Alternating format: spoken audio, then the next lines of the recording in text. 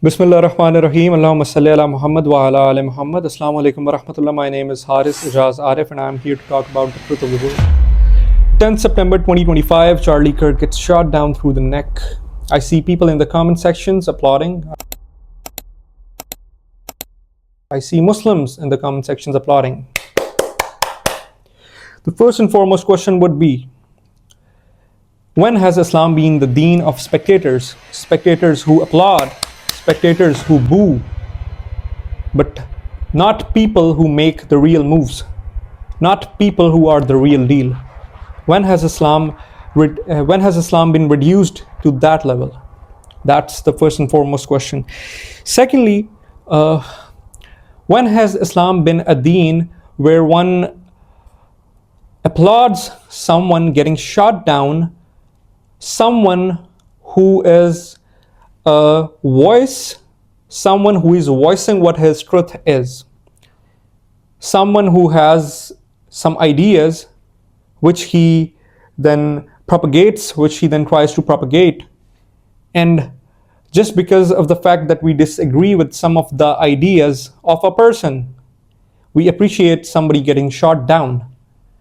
When has Islam been Haris Ijaz Arif versus Charlie Kirk, or Mehdi Hassan versus Charlie Kirk for that matter? When has Islam been Muhammad sallallahu alaihi wasallam versus Abu Jahl, Abul Hakam? When was Islam that? Islam was Inna Deen Indallahi al-Islam, and Allah has chosen Islam as the deen for you. Islam has always been Islam versus any and every other deen, Islam versus any and every other system.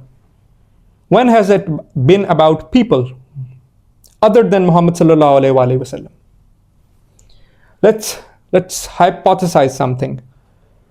Do you really think that if it had not been Charlie Kirk, if it had been Benjamin Netanyahu for that matter, do you think if that guy would have been shot down, who's a war criminal in the truest and the most literal sense, do you really think this injustice would have stopped if one man would have died? Are you that naive? Do you really think the injustice would have stopped? Certainly not. The injustice is happening because of the powers in play. The injustice keeps on happening because of the culprits, the demons who are behind the scene and pulling the strings. Charlie Kirk was just a face, a person who supported an idea. So I don't get the point of him getting shot down and Muslims applauding that. I seriously don't get the point. Islam has been about getting in power and then stopping the injustice from happening. Islam has never been about killing someone like this.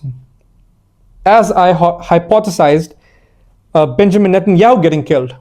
It's not going to solve any problem. These people are just faces. These people are not the real powers. Islam has always been about challenging the status quo. It has always been about challenging the powers that were in play, the powers that were oppressing the people, the powers that were misusing people. Islam, to be a Muslim, is to be against those powers, is to be against that system. It's not to be against some people, some faces. It has never been that. There were various points on which I completely agreed with Charlie Kirk, like the LGBTQ plus, like the child abortion thing, which he and I too refer to as killing a human being, the right to carry arms. There were many points I totally disagreed with the guy, the points I completely, utterly disregarded, like when he said, there is no such thing as Palestine. But we too say that there is no such thing as Israel, because we believe in that, and he believed in that, so he talked about that. Shooting a person down for his ideas, for what he believes in? Not really Islam. Let's take Jordan Peterson for that matter. A professor, a recognized professor. He tweeted once when this whole thing started, 7th October 2023. He, perhaps on the 9th or perhaps at some later date, he said, Netanyahu, give him hell. Should he be shot down for that? Now, if you want to challenge real powers, get together, become one community, one ummah with one single purpose. The purpose of Ikamat ad-Din, the purpose of establishing the truth of the Lord. Then and only then shall we be able to stop the injustice from happening by force. That's the only way out. Stop applauding, start working for the truth.